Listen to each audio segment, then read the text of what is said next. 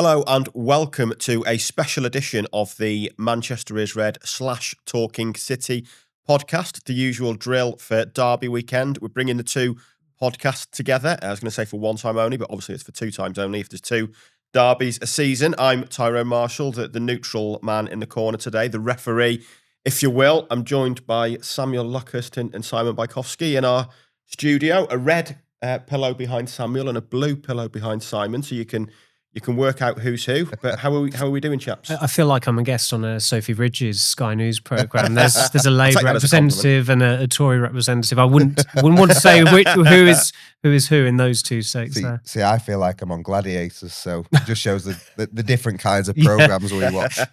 Mark Clattenburg over in the corner, referee in there. So I mean, how are we? We'll come on to the derby in greater detail, but first of all, are we looking forward to this weekend? Yes, although it does feel like probably the most inconsequential derby since Stuart Pearce was the City manager. I was racking my brains to try and think when was the last time there was a derby that didn't feel particularly significant, and you are probably going back nearly 20 years. But please carry on and listening to this. those of you who've downloaded it. It sort of makes it matter more a bit though, really, because the derby has become kind of a bit inconsequential for City in the sense that they've had greater prizes to go for. Yeah. Whereas now, like, the derby means a hell of a lot more to City than it did in previous seasons because it's all they've got to go on. And also they've got to try and avoid, losing to United at home was probably the worst defeat of the season. In a season of lows, probably the lowest. So to lose twice to this United team would be, probably, the worst set of results since going back to Stuart Pearce's days or something like that. So there's a lot on it. I mean, for league table wise, there's more on it for City anyway, isn't there? Yeah. It's kind of easy to forget that City are in this battle to make the Champions League. I think we all think they will get there, but they are back in fifth after last night. They are in the last spot. So league table wise, there's more on it for City anyway. But for pride as well, by the sounds of what you say inside, there's more on it for them. Yeah, there is. And also, they will never tire of finishing above United. They will never tire of kind of keeping United as low as possible. And, I think it's not like a major thing, but United haven't yet got 40 points. And as if City can play their part in keeping United from getting towards that 40-point mark, like that would be a TIFO next season. That. Yeah. I'm sure United have got the 115 scarves ready. So I think if City can play that part in contributing to United's worst ever season, then they will take some enjoyment in that in a season where they haven't had much to enjoy. Yeah, I guess. I mean, for United, it feels almost. I mean, it's the second. This week is the second most important game, or the least important game, whichever way you want to phrase it. Whichever one of those is right. But essentially, Lyon is far more important than the derby, isn't it, this week for United? Yeah, and it's been Europa League or bust for several months, probably dating back to, I think, late December when they had that run of 4 defeats on the spin. You had the sense then that this lot aren't even going to get in the top half of the table, never mind the top 4 or the top 5 as it is now. So the only route back to the Champions League was going to be through the Europa League.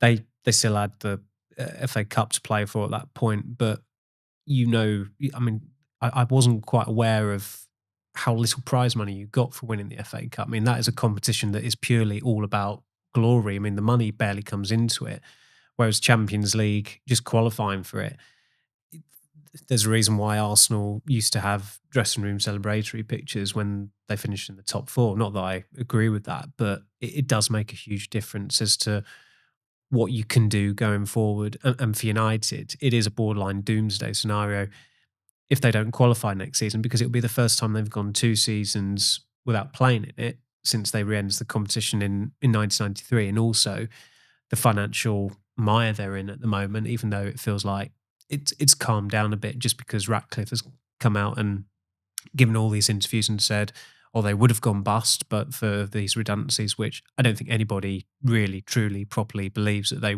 were going to. So the Lyon game, of course, that takes precedence, but that is still, there's a 4-day gap. So, some of the selections that Amorim made at Forest, it gave the illusion that he was pointlessly rotating. I think the game on Sunday, there shouldn't be any sense of rotation there. He should just be playing the best team possible against City. How are both teams shaping up coming into it then? We'll start with United, Samuel.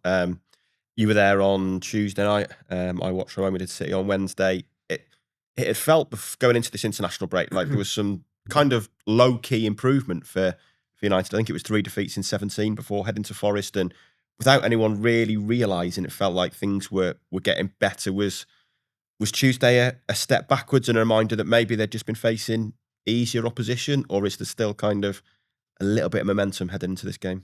No, that modicum of momentum they had, that's gone.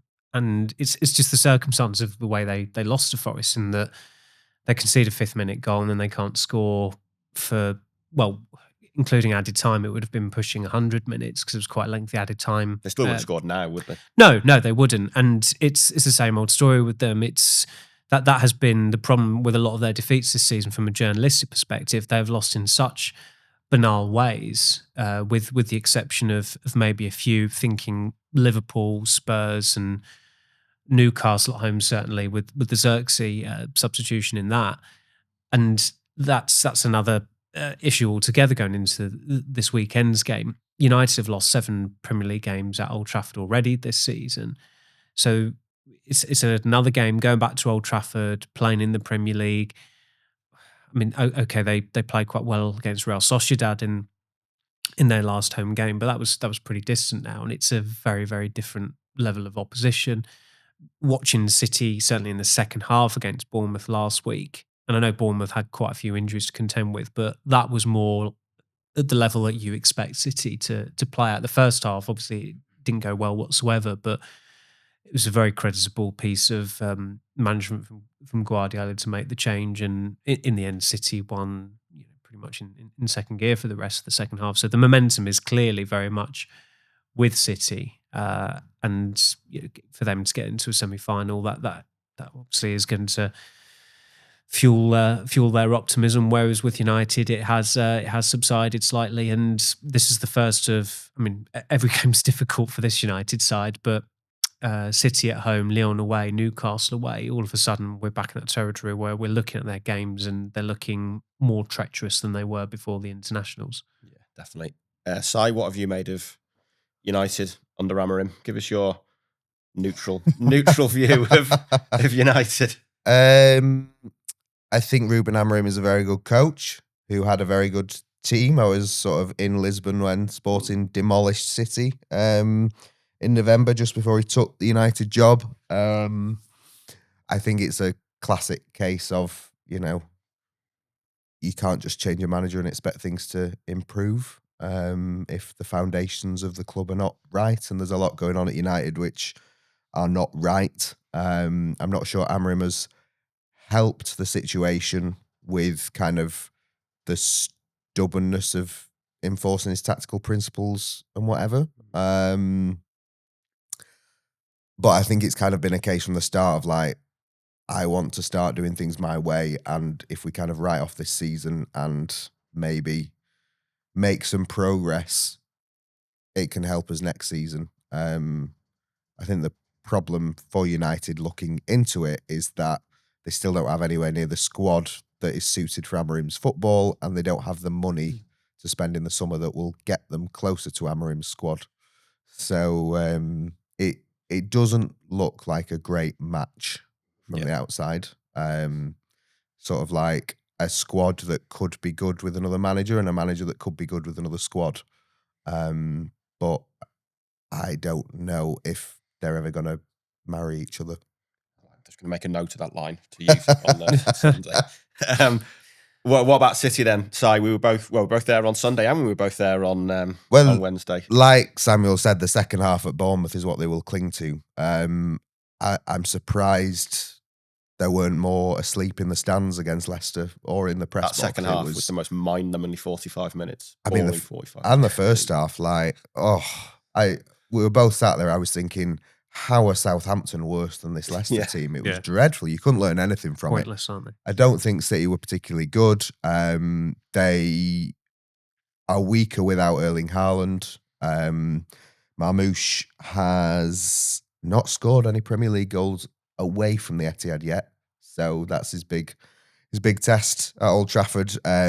Guardiola was thrilled after Bournemouth and basically said, I've got my team back. I've got this hunger, this fight. I'm not sure we saw it against Leicester, and it has been the problem all season in that, yeah, they can have a great half, or they can have a decent 90 minutes, or they can do this, and then the next 3 games you get nothing, or you get, it's just so pot-marked, and I guess we didn't need to see it against Leicester because it was just no, so easy. But that leaves so many questions. but going into this there's weekend, been doesn't so it? many false dawns, and I'm sat here and I could say, well, Grealish was quite good in the middle, and Gundogan has looked better in the last 2 games with some legs behind him finally. But on Monday, I could be on the podcast saying, well, Grealish was terrible, Gundogan was terrible. They were completely played off the park. It's been a season like that where you can't sort of take too much from the positives because they don't last. So it is a chance to win 3 games in a row, which will be significant. It's a chance to get closer to the top 5. And it is a team that they should be beating, and a ground where they have had no problem getting results in recent years, and where United are really struggling to get results at home this season. But I couldn't sort of say with any confidence that they'll win. No, I think that's definitely fair. Samuel, I'll ask you the same question yesterday. Then, where do you think it's gone wrong for City this season as an interested observer rather than someone covering them day to day? I think it's too simplistic just to say Rodri got injured, as influential as he is, because certainly at the start of the season, I looked at the City squad and still thought, well, they're going to be challenging for the title at the very least, and I think that's the very least that the supporters would have expected. It is just very, very difficult to sustain that quality for a 5th season. Winning 4 titles in a row was unprecedented. And at some point, there's got to be a levelling off. And they had it in 2019-20 where Liverpool, who I don't think Liverpool had even made a sign in that summer or a first team sign that summer, but because the squad was so well established and they backed themselves to go that, take that extra step. And they obviously did that. And then City went backwards that season. But I think for a collection of players, if you're working under someone as intense as Guardiola, I think they've done remarkably well to have sustained that level of success over a 6-year period. And you have to remind yourselves, just looking back at the honours board, how just how much City have won, not under Guardiola, but going back to the breakthrough in the 2011 FA Cup, which was still only 14 years ago. But the level of success is still pretty staggering. And I know obviously that the charges we'll have to wait for the outcome of that. But if you're just judging them on their purely footballing qualities, they have raised the bar to they've just raised the bar. It's a new level, and that's through brilliant coaching, brilliant football. But I suppose there was maybe not that 2019-20 season, but certainly when they were duking it out with Liverpool the season before it. I think the only signing had been Mahrez, and I did watch them at times and think, have they not freshened the squad up enough here? And then, of course, they win the title on the final day of the season. They won a domestic treble that season, so who am I to say that? But I think on this occasion, it has got to a point where some players, I mean, De Bruyne is probably the classic example. He's been the best player in the Premier League over the past 10 years, but he's clearly come to the end of the road at City now, and he's not had the influence that he's been able to exert in previous seasons. I also think, and this isn't just exclusive to City, but there are certain players who have had so much playing time in such a short period of time post-COVID that's probably caught up with them. And Foden looks to me like one of those. I think certainly in the European Championship, he wasn't used or managed properly by Gareth Southgate. And I think, I can't remember who said it, but I've been told before one of the players came out, or whether it was Guardiola, that mentally it's been quite challenging for him this season, which I don't think is a surprise. And when you look at the amount of money they spent in January and the number of players they brought in, I think that's an admission that they probably should have freshened it up a lot more in the summer, rather than, I think resting on their laurels is a stretch, because you look at that squad and it's brilliant. And when they were getting offered the money they were getting offered for Julian Alvarez, it's difficult to say no to that when he's a Spanish-speaking player and playing in Spain for one of the big three clubs there, where he's going to be the main man, where he's won everything at City. It does make sense, but there were times, certainly a couple of seasons ago, where it looked like City were probably more watchable and slicker with Alvarez in the team than Haaland. But you're never going to take Haaland out of the team because he gets the goals. So I think it's difficult to really give City a kicking over that. But they have obviously gone and signed Marmoush, which is, again, it's an admission of, look, we sold ourselves short there a little bit. So they've made a fair few mistakes over the past 9 months, but they're forgivable mistakes because just look how much they've won. And I know obviously for them last season ended with them losing that cup final, but I can't believe that that's had a confidence killing effect on them as bad as that day was for them. Yeah, definitely. It's the record speaks for itself, doesn't it, over the years and until this season, and they could still win a trophy this season once again. Right, that's all for part one. We'll be back after the break to look at some issues around the derby.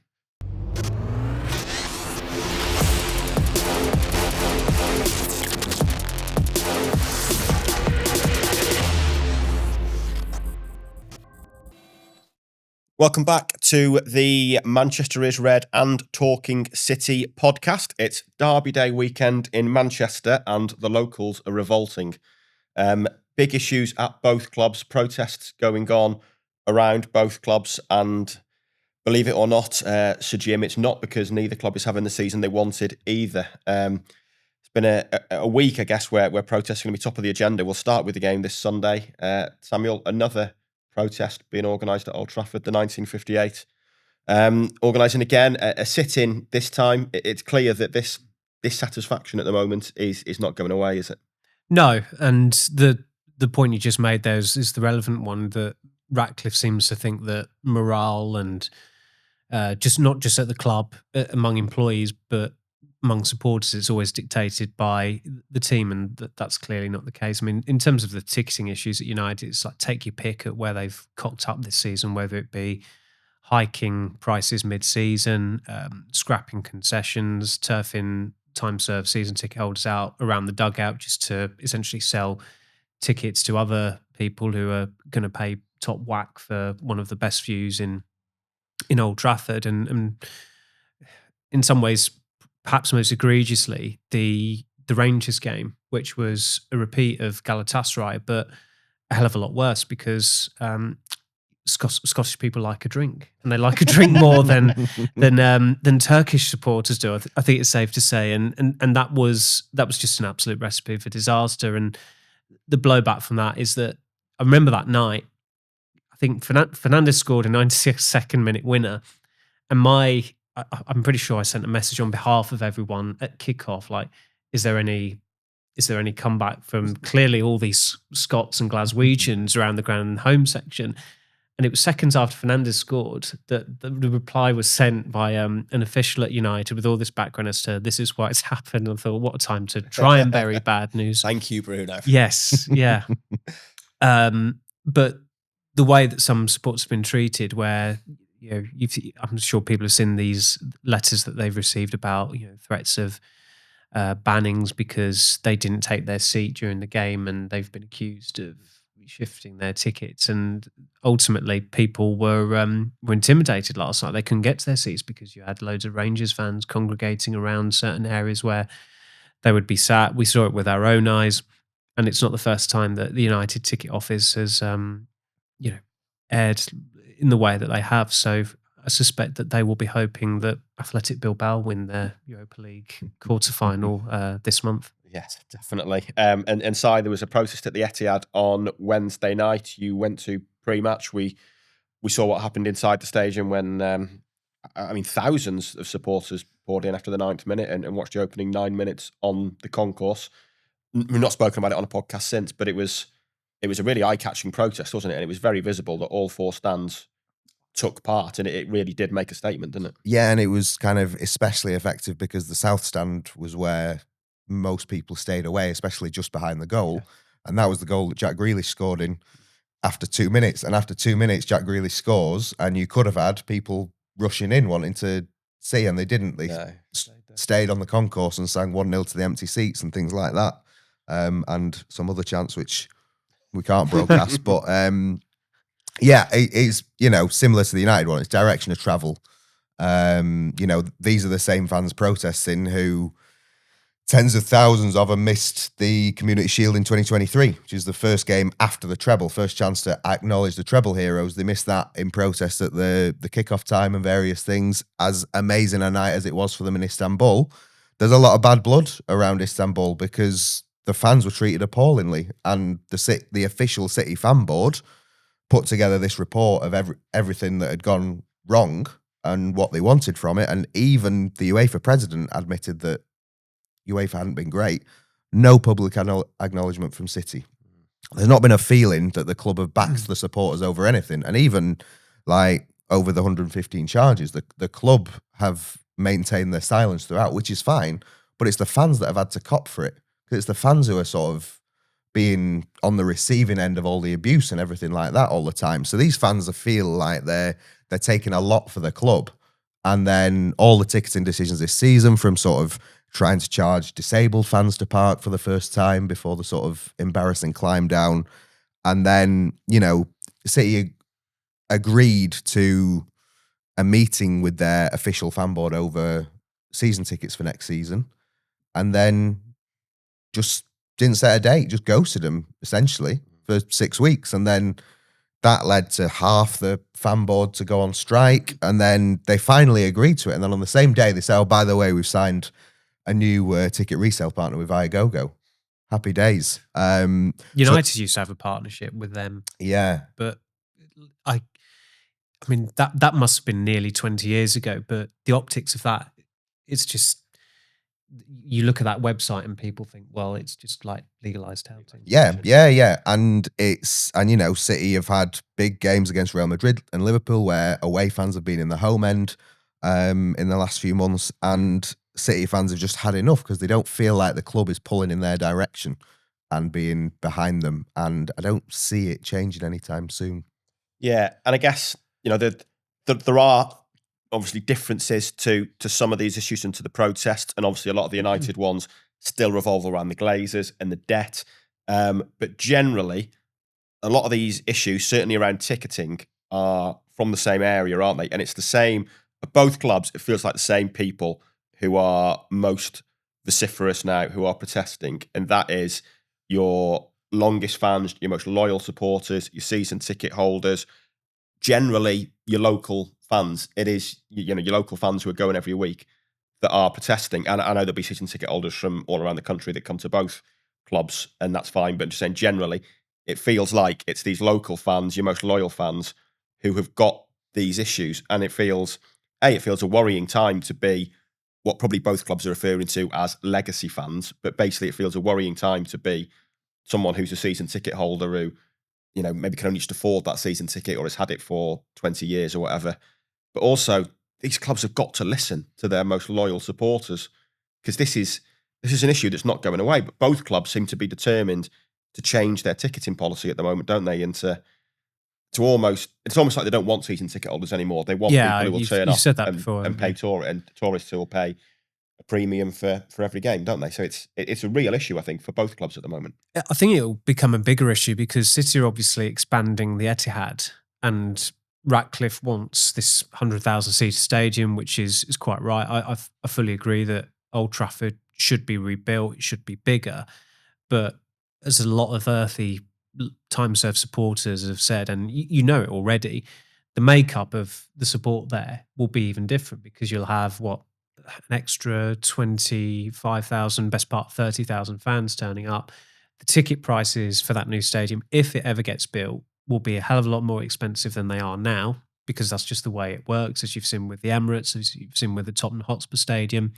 That will price out, unless United get their act together and are fair about it, that will price out more local supporters or UK-based supporters.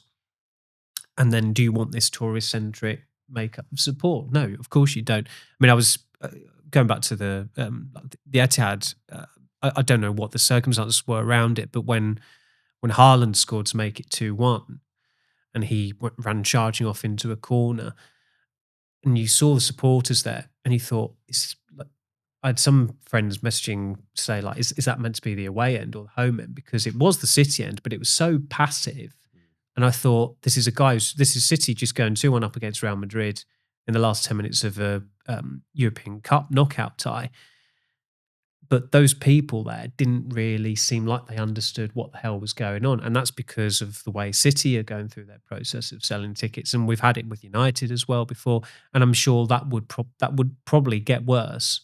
But the thing that the supporters have got in their favour is that they aren't just taking this. They're not just sitting idly by. They are mobilising, and they are getting a hell of a lot of publicity for it. I mean, the thing about it's Twitter is not great for a number of reasons, but with that City game on Wednesday, it's not on television, but you see the pictures that you guys are taking, and immediately, and you think, well, why is that like that? I remember Fulham last season when they played against United, they had all those yellow leaflets out, protesting against the rise of ticket prices. And like, I remember a friend messaged at the time saying, what all those leaflets from Fulham fans? And people would have been obviously Googling that, and then they'd have stumbled upon or come across the answer, because it was an effective form of fan protest. It's like you said on Wednesday, Si. City said they want the North Stand to be a blue wall, but are issuing no season tickets. Yeah, in the extra seating. These two things don't really balance up, do they? No, and we've got to be really careful, because nobody wants to say no new fans are ever allowed in stadiums. But and also plenty of us have gone to games in other countries, Barcelona or Dortmund, but there's a reason why people want to go to Dortmund rather than Bayern. People want to see the yellow wall, and people want to see the Kop and the Stretford end or the Etihad. And the game on Wednesday, the first 10 minutes, was the closest I felt to being at a game at COVID since the pandemic. It just felt like there was no atmosphere, and what is the point in selling all these tickets at inflated prices? And if you buy a ticket for a higher price, you expect more, so then to turn up and find the product's less. But I mean, there were a few idiots on social media being like, "Oh, City should be grateful they're not in League One." Rah rah rah. But I think the problem has got greater across the league this season. Yeah. But I think there are more solutions or more people fighting against it, because finally we've stopped so much tribalism, and I think fan bases are working more together. I know City and United groups have worked together, but also worked with Liverpool and Everton and West Ham and Tottenham, and everyone is coming together. The FSA, Dominic Cummings-esque slogan of "Stop Exploiting Loyalty" is brilliant, because it is what it says on the tin, and it doesn't need to bring in all those different kind of areas that sketch into more dangerous territory, because it is just stop pricing these loyal fans out of the game. Yeah, and like you said, the FSA have done some great work this season. I think both City Liverpool games, the FSA's banner's been there. I know it was at Old Trafford, maybe the Fulham FA Cup game, I want to say, not entirely sure now. And you mentioned social media there. I mean, I was looking on social media in the first 9 minutes on Wednesday, and a lot of it from United accounts I follow, a lot of them were actually saying this is great to see. And it would be nice to see, maybe sometime next season, the two, like you say, the two groups are working together kind of in the background, but almost a joint protest. And I know, like you say, the Glazers is kind of a different thing, and I'm sure City fans will mock United over Glazer ownership, because that's just what you do with football. But the ticketing thing is certainly an area where both sets of fans could work together, isn't it? Because the fears are essentially the same. The fears are that these fans, these season ticket holders, these local fans are going to be priced out of games in the future. But especially in this city as well, there is that rivalry, because you want to sort of tease your mates about it. You can't tease your mates as much if both you're on your sofas. Yeah. So, it's a huge part of the fabric of this city, and it's in danger of being lost if both clubs continue with, the direction of travel that they are with the tickets. Yeah, that's absolutely true. I mean, it doesn't matter whether you're red or blue, but if Mancunians can't afford to go to the Old Trafford or Etihad, then you've got a problem, haven't you? You've got a problem. Right, back to the game then. Let's finish on the game. I mean, it feels like kind of expect the unexpected. Both, it's very difficult to call, isn't it? I don't think we've gone into previous derbies in the last few years and always thought City would win, and they haven't always won. But you've gone into them thinking they're going to win. This time, I don't feels different. Maybe you'd say City are slight favourites, but feels a hard one to call, and anything could happen really. I think City have to be favourites for it purely because United are 13th in the table, and they've also lost, as I said earlier, 7 home league games this season. City's record at Old Trafford is very good. I double checked it this morning. They've won 6 of their last 9 at United, and only lost 2 of those. And those 2 wins for United, they did pretty much mark high points in those seasons. The McTominay goal just before COVID impinged on everyone's freedoms, and the Ten Hag first season when United came from 1-0 down with that rather contentious equaliser, and then there was the 1-2 punch of Rashford making it 2-1 and winning the game. And at that point, you almost felt, are they in City slipstream as well? Because they were quite close to them in the table. They might have been only 1 point behind them, but of course, as is often the case with United, it was just a full storm. But certainly going into this weekend's game, the interesting thing from, I think, in terms of what Amorim does, is that he said how much he loves Mason Mount. Is that love going to blossom in the spring here? Because the last time he started a game was actually the last derby, and he broke down after 12 minutes. He's been training now for nearly 4 weeks. He was someone who was bought as a midfielder, weirdly, a central midfielder for a 4-2-3-1. That was never going to work. He could almost become an accidentally successful signing because there's a coach who plays a system that he is better suited to, even if we are judging him off a couple of games that were nearly 4 years ago with Chelsea and England in major finals. But the problem United had in the week was that I said it at the top. I think I said to Stephen that he made such obvious selection mistakes by playing Xerxes up front and taking Fernandes out of midfield, where he's been so influential of late, and putting him back as one of the 2 10s, that you could have written a piece on it before a ball was kicked, because Amorim has said himself that Xerxes is not a number 9, so it was baffling that he played him particularly when Haaland had just scored his first goal in 21 games or whatever it was. So, yeah, it as I said earlier, it's not the most consequential of derbies for United, and certainly the build up to it is nowhere near at the level of what it has been for a couple of derbies in recent years, and when Mourinho and Guardiola were both in town. But you can't diminish it too much. They've got to try and regain momentum to take it into the game against Lyon on Thursday. Yeah, absolutely. And I guess for City, the big talking point is going to be that attack without Haaland. It feels harsh to say it's not clicking, given Marmoush scored when he came on at Bournemouth, albeit and scored against Leicester. And scored against Leicester. But the wingers don't score very often. Does Foden come back in for Grealish? That's probably the area where pre-match discussion's going to focus on. Do you think that's fair? Yeah, it's funny because there's so much chat around how City are a better team without Haaland, and then as soon as Haaland goes out the team, you're like, oh, actually, no, they're really struggling with that. It's almost as if he's the best striker in the world. It's the attack is under pressure to deliver, and Pep said after the last game on Wednesday, he was like, oh yeah, we created enough chances, so positive, and then someone was like, well, should you not really be doing better with your chances though? And he was like, yeah, maybe. So it's going to be a question of, form versus reputation, really. Do you bring Foden or De Bruyne or both back in?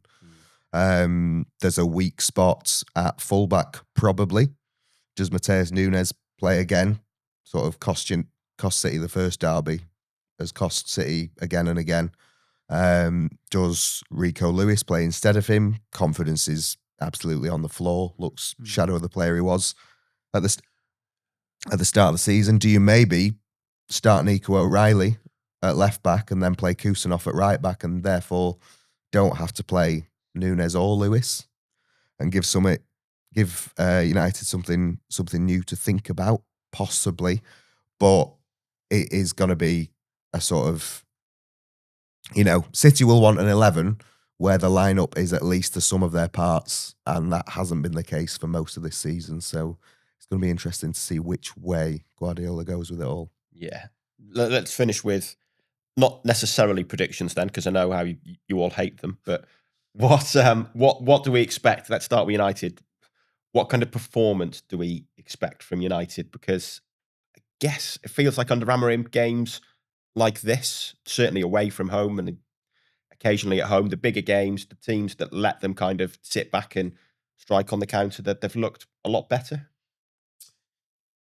Yeah. The second half against Arsenal, which would have been, that was their last home league game, I think. The second half against Arsenal, they were very good, even though they didn't score. The first half against Arsenal, I thought they were unwatchable until Raya let Fernandes score from his free kick. So, in terms of United at home, Amorim has said how anxious they are, and you'd like to think that there'll be a different atmosphere on Sunday from some of the home games they've had this season, where there has been this, you've almost felt this palpable sense of dread or resignation, because whether it's Brighton, who always seem to win at Old Trafford, or whether it's Palace, who have form for winning at Old Trafford, United do not have that fear factor. And funnily enough, City don't really have that fear factor anymore. It's probably the first time City are going to United, I'd say, in 10 years, where you've thought there's nothing to really to fear there. Under Pellegrini, when United were in very good form at that time, and you did properly fancy them. So it does feel like the playing field's a lot more level, certainly, than the Old Trafford derby last season, where City won 3-0, and as we all know, City have won 3-0, or at least scored at least 3 goals a fair few times at Old Trafford in recent years, which leads me to think it's why United will. I don't think United will win. I can see them getting a draw, because have they really had that big home domestic win this season? I don't think they have. Like the biggest home win was probably, in terms of the significance, was against Real Sociedad, because it ensured that they stayed in the Europa League. But they've had some real bad ones at home this season. They've not had. It feels like it's been a while since they had a home victory in the league where you thought, oh, that could mark a corner turned or a turning point, or maybe it was a false dawn. I mean, they had it last season with the amount of wins that they procured with last minute goals, whether it was McTominay against Brentford or Ahmad in the FA Cup game against Liverpool. But just because of how bad they have been at home this season, that's why I struggle to see them winning, certainly, and that momentum that they were building from the games against Arsenal, Sociedad and Leicester, which, there's a reason why even United can score 3 against Leicester City. That has pretty much gone, and it was quite a while ago anyway, just because of this inordinately long gap over the inconvenient international breaks timing. Yeah, absolutely. Si, are City going to deliver a statement performance at Old Trafford? I don't think so. But kind of on the flip side of that United diagnosis, as City should win, and I think they will win, because they are I think they are through the worst of their form this season, but I don't think they're fully out of the trees enough that they're not going to sort of give United some chances and some opportunities to let them in. I think, City will put up some very poor play that allows United to score, or at least be presented with a very, very good chance. And it's how City deal with that and at what state of the game it's in. But City should be winning the game, and I do think the general mood and confidence will kind of carry them through. At the end of the day, it's been such a tough season, and these players are only human, and they're hurting, and the derby really hurt them, and they want to put it right, and they kind of know for the first time in 6, 7, 8 years or whatever that their futures are on the line as well, because the rebuild's already started. It'll continue in the summer. They've got, the 9, 10 games to maybe win a trophy. More importantly, get into the top 4 in the Premier League and stay there. They're not in the top 4 as of Sunday's kickoff, and could be lower down the table than 5th if other results go against them. So there is work to do, and if they're not seen to be doing that work, they'll be out. So there's still a lot to motivate them. Yeah, absolutely. That is what our experts make of it then. We'll see on Sunday just how expert they are. If they got it wrong, do feel free to let them know on social media. I'm sure they'll be up for a chat about it. We'll have you covered from every angle, of course, on Derby Day, every cough, spit, and the occasional kick as well. So stay tuned to the MEN, the website, all our social media channels on Sunday, and the podcast will be back on Monday. These two will be separated by then. We'll be back to Talking City and Manchester is Red. So tune into whichever is your preferred medium and get all the diagnosis from Derby Day. But for now, thanks for listening. Please remember to leave us a review, like, subscribe to get Monday's podcast in your feed. Enjoy Derby Day, and we'll speak to you all soon.